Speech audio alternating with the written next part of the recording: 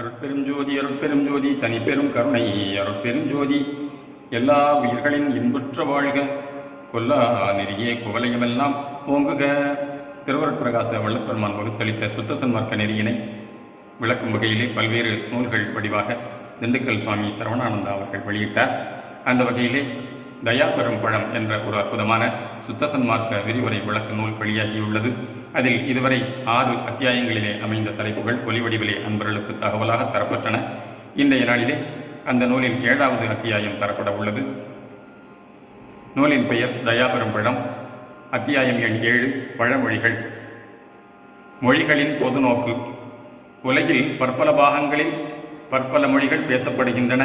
தம் கருத்தை பிறர்க்கு வெளிப்படுத்த ஓர் ஒப்பற்ற கருவியாக விளங்குவது இம்மொழியேயாம். ஆதியில் வெற்றொலிகளாலும் கை முதலிய அங்க அசைவு குறிப்புகளாலும் ஒருவர் கருத்தை மற்றவர்க்கு உணர்த்தி வந்தார்கள். அம்முறை சிறிது சிறிதாக மாற்றமும் திருத்தமும் கொண்டு விளைவு பெற்று வந்தது. மற்ற அடையாள குறிப்புகளை விட ஒலி குறிப்பே மிக விரைவில் நன்கு பயன்படலாயிற்று. மனித பிறப்பு உருவில் இந்த ஒலி நாவின் துணையால் அற்புத ஜாலங்கள் பல செய்துவிட்டது. மொழிக்கு முதற் காரணமானது அணுத்திரள் ஒலிதான் என்ப.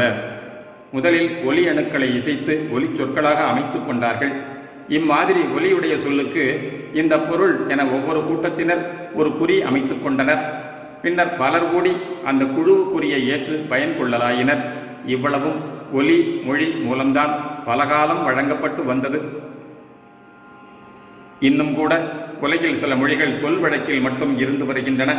அவற்றிற்கு வரிவடிவ எழுத்துக்கள் அமைக்கப்படவில்லை. வரிவடிவ எழுத்துக்கள் தோற்றுவிக்கப்பட்டு மொழி துணையாக கொள்ளப்பட்டது பல்லாயிரம் ஆண்டு ஒலிமொழி பழக்கத்திற்கு பின்புதான் என்ப. எவ்வளவோ மொழி வளர்ச்சி அடைந்துள்ள இக்காலத்தும் எழுத்தறிவு பெறாமலே பேச்சளவில் மொழி அறிவுடையவர்களாய் பலர் உள்ளனர். உலகம் மிக பெரிது. அதில் வாழும் மக்களும் பல கோடியாய் உள்ளனர். இவர்களுள் வழங்கும் மொழியும் பலவாய் இருக்கின்றன. ஒவ்வொரு மொழியும் பலவிதத்தும் சீர்திருத்தம் அடைந்துதான் இன்றைய நிலையில் காணப்படுகின்றது. எழுத்து மொழிதான் ஒரு கருத்தை உருவாக்கி பலருக்கும் பலகாலத்தும் பயன்படுமாறு செய்ய உதவுகின்றதாம். இப்பொழுது விஞ்ஞான துணையால் ஒலி மொழியை கூட பதிவு செய்து பயன்கொள்ளும் முறை காண்கின்றோம். எழுத்து உருவில் வெளியிட முடியாத ஏழிசை கானங்களையும் பதிவு செய்து பரப்புதல் எளிதாய் உள்ளதாம். நெடுங்காலம் கற்று விஷயங்களை கிரகித்துக் கொள்வதை விட கற்றவர்களும் கல்லாதவர்களும் கேள்வி ஞானத்தால் சிறிது காலத்தில் எவ்வளவோ விஷயங்களை தெரிந்து கொள்ளலாம். இதனினும் ஒருபடி மேலாகச் சென்று கற்றல் கேட்டல் விட எளிதாக கண்கூடாக பார்த்து அறிந்து பழகுதல் சிறந்ததாக கருதப்படுகின்றது. இந்த முறை விஷுவல் எஜுகேஷன் சிறியோர்களுக்கு அதிகமாய் பயன் அளிக்கின்றதாம். சிறுவயதில் கற்பது எளிதாகவும் நினைவிலிருத்தி பழக்கத்தில் கொண்டு வருதல் சுலபமாகவும் இருக்கின்றதால் மொழி அறிவு சிறுகாலையே புகட்டப்படுதல் நன்றாம். தாய்மொழி, நாட்டு மொழி, தேசமொழி, சர்வதேச மொழி என பல இக்காலத்தில் கற்று தெளிய வேண்டி உள்ளன. ஏனெனில் முன்னர் சிறிய இடத்தில் அமைதியாய் இருந்து வாழ்க்கை நடத்தியது போல் இப்பொழுது முடியாது.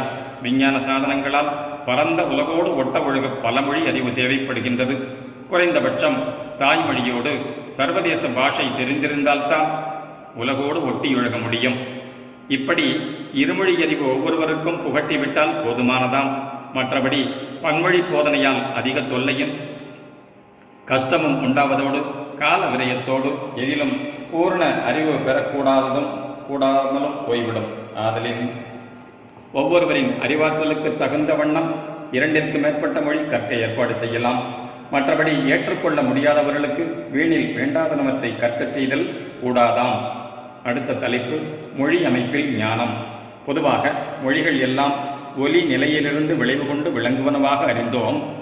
அந்த ஒலிகளுக்கு பொருத்தமான சித்திர வடிவங்கள், கோடுகள், வளைவுகள், புள்ளிகள் பலரால் கண்டுபிடித்து உதவப்பட்டுள்ளன. அவற்றிற்கெல்லாம் ஏதோ ஒரு புறக்காரணங்கள் ஆதாரமாய் அமைந்திருக்க காண்கின்றோம். ஓரின ஒலிக்கு ஓரின வரிவடிவம் அமைக்கப்பட்டதாக அறிகின்றோம். முதலில் ஒலி அணுக்கள் சிறு சிறு எழுத்துக்களாக பகுத்து கொண்டு பின்னர் ஒன்றையோ சில எழுத்துக்களையோ சேர்த்து சொல்லாக்கி அந்த சொல்லுக்கு உரிய பொருளையும் அல்லது பொருள்களையும் குறிப்பிட்டனர். இப்படித்தான் உலக மொழிகள் விளைவு கொண்டுள்ளன. ஆனால் எழுத்துக்கள் விஷயத்தில் ஒலி வடிவிற்கும் வரி வடிவிற்கும் உள்ள அகத்தொடர்பு ஒரு சில மொழியில் மட்டும் மிக ஆழ்ந்து சென்று தூல சூக்கும காரண நிலைகளை உணர்த்துகின்றனவாம். அப்படி உயர் கருத்துக்கள் கொண்ட எழுத்துடை மொழிகள் சிலவற்றுள்ளும் தமிழ் மொழியொன்றே சிறந்த கடவுள் தத்துவத்தையே தன்னுள் பொதித்து வைத்துக் கொண்டுள்ளனதாகும். எழுத்துக்களின் ஒலித்தன்மையும் குணமும் செயலும் பயனும் அதனால் உள் அவயவங்களில் தோற்றுவிக்கும் ஆற்றலும் நன்கு உணர்ந்து அனுபவித்தே ஆக்கப்பெற்றுள்ளனவாம். தத்துவ நிறைவாகிய இம்மனித தேகம் பெற்றதன் நோக்கம் கடவுள் உண்மையை உள்ளவாறு அறிந்து அடைந்து ஆனந்த வாழ்வு பெறுவதேயாகும். ஆகையால் இந்த கடவுள் உண்மை கருத்தை உள்ளபடி பிறக்கும் வளர்த்தி கண்டுகொள்ளச் செய்யவென்றே இத்தமிழ் செய்யப்பட்டது. கடவுள் எல்லாமாய் எல்லாம் வல்லதாய் இருக்கின்ற உண்மையை கண்டுகொள்ள இம்மனித தேகம் ஒரு இயற்கை துணை கருவியாக வழங்கப்பட்டுள்ளது. இதன் துணை கொண்டு திருவருள் உணர்வால் அக உண்மையை நன்கு ஓர்ந்து செயற்கை துணை கருவியாக நம் தமிழ் மொழி ஆக்கி வழங்கப்பட்டுள்ளதாம். தெய்வகதியாக இம்மொழியை தன் உயர் சிறப்புகள் பல கொண்டு முதல் மொழியாக பண்டே தொட்டு வழங்கி வருகின்றதாகும். இந்த நிலவுலகில் முதலாக மக்களினம் தோற்றியதும் நலம் பெற திகழ்ந்ததும் அகத்தமிழ் கண்டதும் நம் நாடே என்பது பலராலும் ஒப்புக்கொள்ளப்படுகின்ற ஒன்றாம். ஒலி நிலையிலிருந்து குறியீட்டு வடிவம் கொள்ளும் போதே உண்மை ஞானத்தோடு விரவியே வழங்கப்பட நேர்ந்ததால் இம்மொழி துணையால் கடவுள் ஞானம் அடைவது எளிதாகின்றதாம். பிற எம்மொழியினும் இவ்வளவு எளிதாக மெய்ஞானம் பெறுதல் கூடாவாம். ஆனால் இன்றைய தமிழின மக்கள் கூட உண்மை ஞானம் பெற தமிழை துணை கொண்டு தயா உரிமையோடு அகநோக்காததால் புலனின்ப நெறியில் சென்று உண்மையே அடைகின்றார்கள். நந்தமிழ் அக உண்மையின் மேல் புனைந்துரைக்கப்பட்டுள்ளது என்பது இன்று சற்றும் அறிந்து கொள்ளப்படாததால் அந்த அகநிலை பற்றியே எவரும் அறிய முடிகின்றார்கள் இல்லை. அகஞானமும் உண்மையும் அறியப்பட்டிருந்தால் அதுகொண்டு மெய்ஞான அன்பு நெறியால் உலக வாழ்வையும் சீரும் சிறப்பும் கொண்டதாக அமைத்துக் கொண்டிருக்கலாம். உண்மை அன்பு இல்லாது போனதற்கு காரணம் உண்மை அறிந்து கொள்ளப்படாததேயாம். அந்த உண்மையை அறிவதற்கு நம் தமிழ் துணை கொள்வோம். இன்று உண்மையை வெளிப்படுத்த கற்பனை வந்தது. இயற்கையில் விளங்கும் கடவுள் உண்மையை காட்ட செயற்கையாகிய செய்யுள் தமிழ் வந்துள்ளதாம். கடவுள் ஆதியந்தம் இல்லாதது எனினும் அது விளங்கும் ஒவ்வொரு உயிரும் பொருளும் ஆதியும் அந்தமும் உதயமும் சுத்த மனமும் உடையனவாம். அந்த கடவுள் உண்மை நிரம்பி வெளிப்பட உள்ள இம்மனித பிறப்புருவே தக்க உயிர் பொருளாக இருக்கின்றது. இவ்வடிவில் காணும் கடவுள் உண்மையை இனி விசாரித்து அறிவாம். தேகம் 3 நிலைகளில் விளங்குகின்றது. அதாவது தூலநிலை, சூக்கும நிலை, காரண நிலை. இதுபோலவே கடவுளுக்கும் உருவம், அருவுருவம், அருவம் என்று முன்னிலை உள்ளனவாம். இவ்வுண்மையை உணர்த்த தமிழில் பல்லினம், மெல்லினம், இடையினமாகிய 3 வகை மெய் எழுத்துக்கள் உள்ளனவாம். இத்தோடு இவ்வுடலில் கடவுட்செயல் 5 காரியப்பட உயிராகிய ஆன்மாவுக்கு ஏழ்பிறப்பு சூழ்நிலை, ஏழ்பிறப்பும் ஏழ்நிலை அனுபவமும் ஓங்குகின்றனவாம். இவையே உயிர் எழுத்துக்களில் குறில் 5ம் நெடில் 7மாக அமைக்கப்பட்டுள்ளனவாம். இந்த உயிரும் மெய்யும் உருப்பட்டு விளங்க நேர்ந்த உண்மை ஆயுத எழுத்து ஒன்றாலேயே காட்டப்பட்டுள்ளதாகும். முக்கண் பிரணவம் என்பது அடுத்த தலைப்பு. இந்த ஆயுதம் முப்பாற்புள்ளி என்பர். இவை முக்கண்ணின் குறியீடாம். இவற்றில் நடுக்கண்ணின் மூலத்திலே சிறநடுப்பாகத்திலே கடவுள் ஜோதி துலங்குகின்றது. இச்சோதியினின்றே உயிரும் மெய்யும் தோன்றியுள்ளன என்பது அனுபவம். இதிலிருந்து அகர உகர மகரம் ஆகிய ஓங்கார பிரணவச் சுழல் ஏற்பட்டு உயிருடம்பும் உள்ளுணர்வும் ஓங்கி உள்ளனவாம்.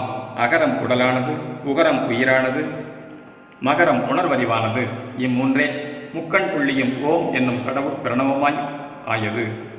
ஆனால் இந்த ஓம் தன் உண்மையை மறைத்து கொண்டு மாறுபட்ட மாயா தோற்றத்தோடுதான் இப்பொழுது விளங்கிக் கொண்டிருக்கின்றதாம். இதை அறிவிக்கவே இந்த ஓங்கார பிரணவம் ஓ ஆயுதத்தை தலைகீழாய் கொண்டுள்ளது போல் தோற்றுவிக்கப்பட்டுள்ளதாம். ஆயுதம் தனித்திருந்தால் சிருஷ்டி முதலிய தொழில் விளங்காது. அது அருள் சேர்க்கையால் முச்சுடராகி ஓம் என முழக்கம் செய்து கொண்டிருக்கும் போது உயிர் வடிவங்கள் யாவும் தோற்றி விளங்குகின்றனவாம். அடுத்த தலைப்பு கந்தழி, கொடிநிலை, வள்ளி. இத்தனிநிலை என்னும் ஆயுதம் கண்ட முன்னோர்க்கு 3ஆம் கண்ணான நெற்றிக்கண் இருந்தது. அதனை கொண்டே இதனை கண்டார்கள் என்பர். அவர்கள் கண்ட கடவுள் ஜோதி உலகமெங்கும் நிரம்பி முச்சுடராகி முத்தொழில் கொண்டு இலங்குவதாம். நடுக்கண் கண்ட கடவுள் ஜோதி அடிமுடிகானா அழல் மயமானது. இதற்கு கந்தழி என்ற பெயர் கொடுத்தார்கள். இச்சொல்லுக்கு பொருள் அதுவே, அதாவது அடிமுடி தோற்ற அழல் வடிவேயாம். மற்ற வலக்கண்ணுக்கும் இடக்கண்ணுக்கும் சூரிய சந்திரர்களை ஒப்புகூறி கொடிநிலை வள்ளி என்ற பெயரும் இட்டிருந்தார்கள். இந்த கந்தழி கடவுள் அறிவு கொண்டவன் பின்னர் அந்த ஒளி அன்பு, அறிவு, இன்பம் என்னும் இத்தன்மை கொண்டதாகவும் கண்டான். கண்டு முத்தன்மை நிலை எய்துவதே இப்பிறப்பின் குறிக்கோள் என்றும் உணர்த்த பெற்றுள்ளான். இதுவே சீர்திருந்திய செந்தமிழ் வண்ணம் கொண்டதாய் அமைவுற்றதாம். அப்போதுதான் தமிழ் நெடுங்கணக்கின் எழுத்து முறைகளும் அமைப்பும் உடன் கொண்டு வழங்கப்பட்டனவாம். அறிவால் கண்ட அகவொளி கடவுள் அன்பு வடிவமானதாக கொள்ளப்பட்டது. இன் இரண்டும் கடவுளின் ஆதி அந்த நிலை, அதாவது இத்தேகத்தில் விளங்கும் தோற்ற நிலை. இந்நிலை வில், அதாவது இப் பிளஸ் உ ஆகி சிறநடு ஜோதியின் அருட்செயல் 5ஐயும் காட்டி நிற்பதாம். இந்த அன்பு கடவுளை அறிவால் அறிந்து கொண்டு அனக அன்பு செய்து கொண்டிருந்தால் விளைவதுதான் உண்மையான இன்பம். இதுதானே மனிதனின் குறிக்கோள். முன்னோர் கண்ட கந்தழி ஜோதியாய் கடவுள் பேரளி மயமாய் விளங்கியதென்றும் திருந்திய நிலையில் அது அன்பு ஒளியாய் திகழ்ந்தது என்றும் கண்டோம். இதுவரை அவ்வன்பு ஒளி குடத்துள் விளக்கு போல் தான் மறைந்திருந்தது. கண்டவர்கள் சொன்னார்கள், நடு ஞானக்கண்ணால் கண்டுதான் சொன்னார்கள். ஆனால் அந்த கண்ணை திறக்கப்பெறாத அந்தகர்கள் அந்தகாரத்தில் புலக்கண்ணால் இச்சைமயமான அன்பை, அவாவை, ஆசையை வளர்த்து இடர்பல எய்தினர். இது சமயம் அந்த அன்பு விளக்கு இருந்த மட்குடம் அகமிருக்கும் அன்பொளி அனகமுற்று விளங்கும்படியாக அருட்கண்ணாடி குடமாக மாறிவிட்டது. ஆகவே அன்பு விளக்கு அருட்ஜோதி விளக்காகி உலகுக்கெல்லாம் உண்மை காட்டி இன்பங்கொள்ளச் செய்கின்றதாம். தமிழ் மொழி அமைப்பால் இந்த அனுபவ ஞானம் சித்திக்க உள்ளதை இன்று காண்கின்றோம். அடுத்த தலைப்பு பழமொழி. இனி இவ்வதிகார தலைப்புக்கு வருவோம். பழமொழி என்றால் என்ன? முன்னோர் வழக்கில் பன்னெடுங்காலம் பழக்கத்திலிருந்து வந்த சொற்றொடர் என பொதுவாக கூறுவர். இதுவன்றி பழமையாக இருந்து வருகின்ற மொழி எனவும் கொள்ளலாம். அன்றியும் பழம் என்றால் கனிவு நிலையாம். அதனால் ஒரு மொழியின் கனிவு நிலையையும் பண்பட்ட நிலையையும் உணர்த்துவதாகவும் கொள்ளலாம்.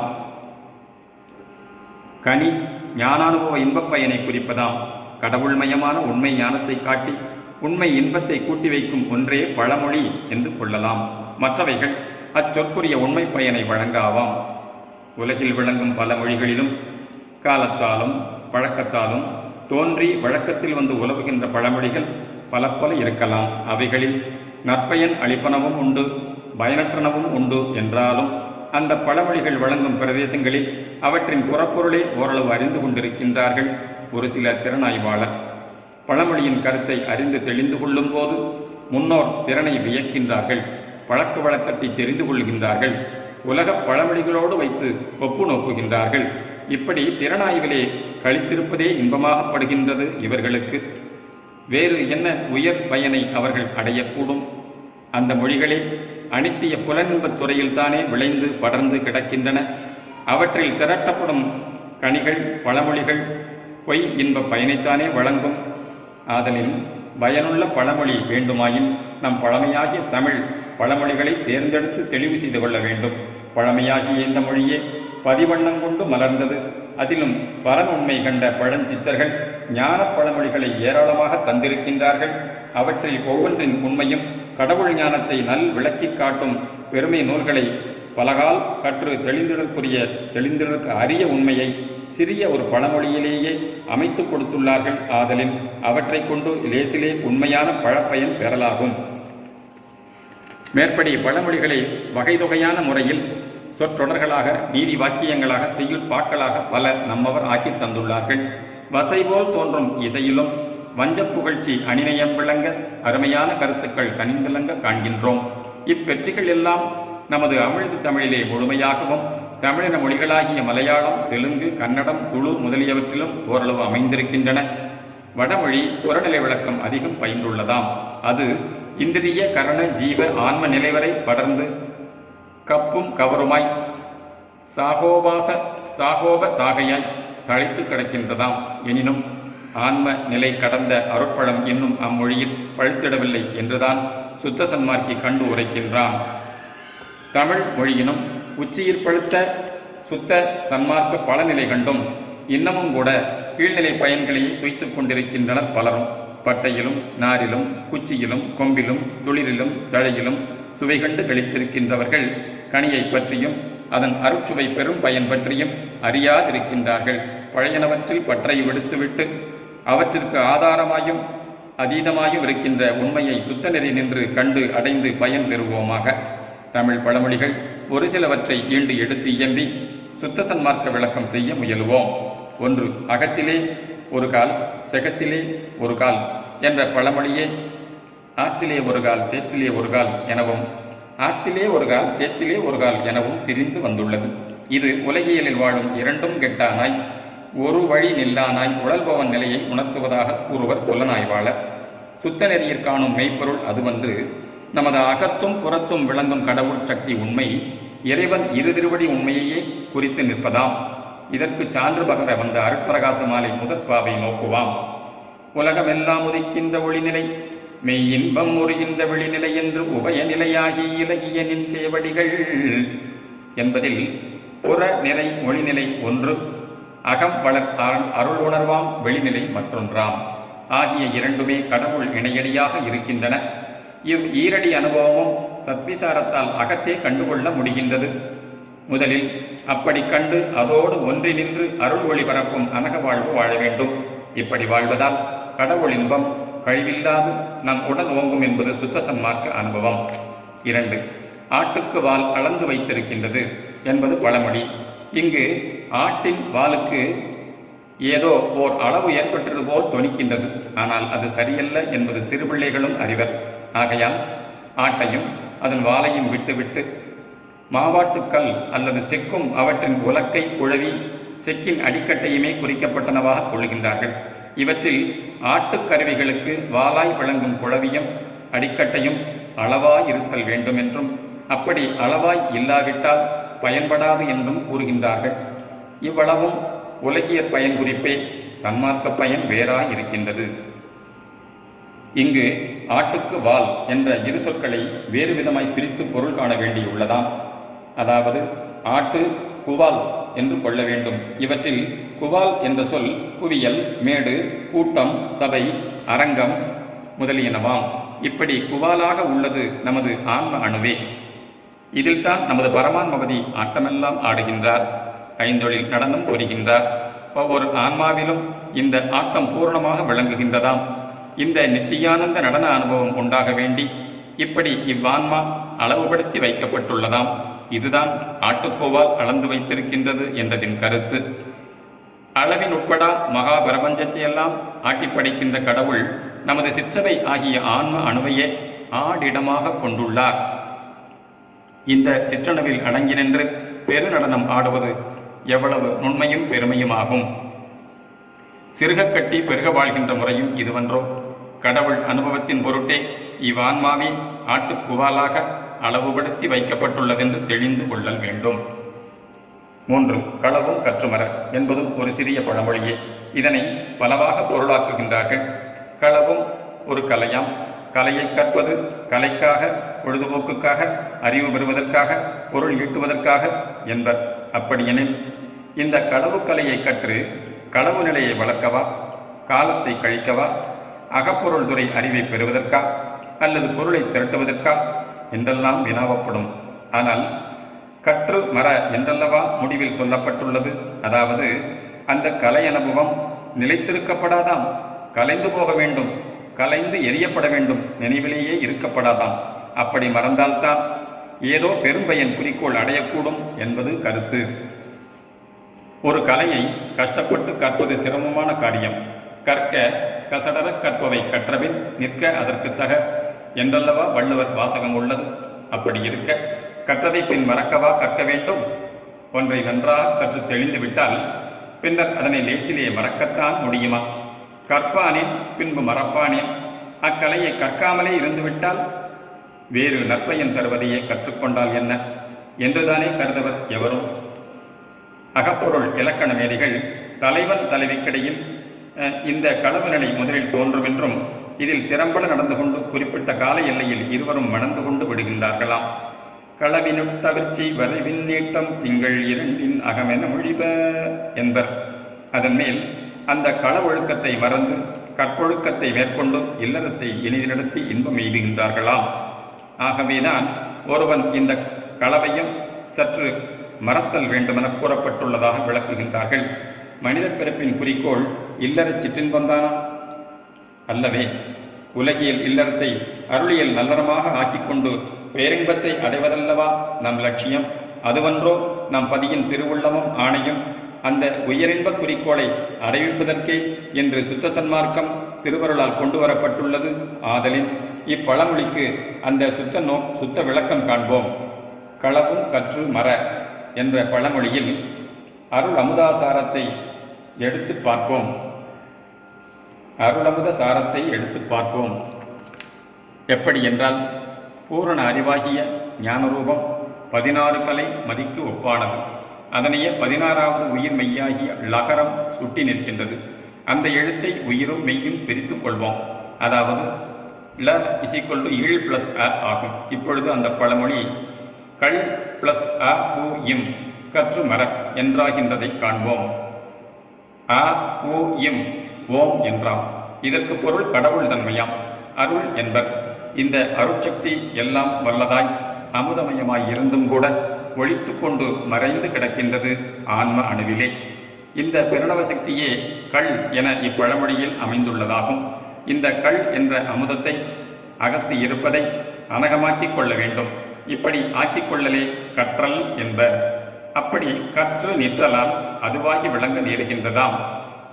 அது நாம் என்ற அனுபவத்தில் நின்று இலங்கும் போது இதுவரை நாம் என்றிருந்து வந்த வருகின்ற தேகநிலை சூழல் எல்லாம் மறக்கப்பட்டு கொண்டு வருகின்றதாம். பழையன முற்றும் மறந்து எங்கும் தானான அனுபவமே நிலை கொள்ளுகின்றது. இதுதான் கடவுளை கற்றலும் மறத்தலுமாம். இந்த அனுபவத்தால் தான் நித்தியானந்த வாழ்வு சித்திப்பதாம். ஓங்காரமான கலசத்தமிர்துண்ணில் ஓங்காலமில்லை புரிந்து என்று அவ்வை பிராட்டியார் யோக ஞான குரல் செய்துள்ளார். இவ்வமிர்தம் உட்கொள்ளுவோர் இரவார் என்பது கருத்து. களவும் என்பதை இப்படி கொள்ளுதலே பொருந்தும். மற்றபடி இதில் வரும் என்றதற்கு இலக்கணம் காண்பது அவ்வளவு பொருந்தாவாம். மேலும் நம் பதி இந்த அமுதமயமானவாய் உள்ள காரணத்தால் கள்வன் என்று மறைபொருளாக கூறப்பட்டுள்ளதாகும். மறைந்து நின்று மான்நிலைக்கேற்றி வைக்கின்ற கடவுளை அமுதவண்ணனை கள்வன் என்றது உண்மை கூற்றே. சிவனும் உள்ளங்கவர் கள்வன், முருகனும் வள்ளியை திருடும் திருடன், மாயக்கண்ணனும் கள்வனே ஆக மொழியப்பட்டுள்ளனர். இவ்வளவு ஞானானந்த அனுபவ நிலையம் இந்த சிறு பழமொழியில் அடங்கியுள்ள உண்மை திருவருளால் இது சமயம் கண்டுகொள்கின்றோம். இதுபோல் ஞானப்பழமாகிய மெய்ஞானியர் தந்துள்ள பழமொழிகள் இந்த அமுதாகாசத்தை கண்டுகொள்ளலாம் என்பது சுத்த சன்மார்க்க தெளிவாம். இதுபோல் ஞானப்பழமாகிய மெய்ஞானியர் தந்துள்ள பழமொழிகளில் இந்த அமுத ரசத்தை கண்டுகொள்ளலாம் என்பது சுத்த சன்மார்க்க தெளிவாம். மற்றையர் ஆக்கிய வழக்கில் வருவித்துள்ள பழமொழிகள் பழைய மொழிகளாய் இருக்கலாம். ஆனால் அருளமுத பழரசம் நிரம்பிய மொழிகளாய் இருத்தற்கில்லையாம். ஆதலின் சுத்த சன்மார்க்க சத்விசாரத்திலிருந்து இந்த உயர் பழமொழிகளை ஆய்ந்து கொள்ளலாம். அதற்கு ஒரு மாதிரி துணையாகத்தான் ஈண்டு 3 பழமொழிகள் எடுத்துக்காட்டி விளக்கப்பட்டனவாம். அருட்பெரும் ஜோதி அருட்பெரும் ஜோதி, தனிப்பெரும் கருணை அருட்பெரும் ஜோதி, தயவு.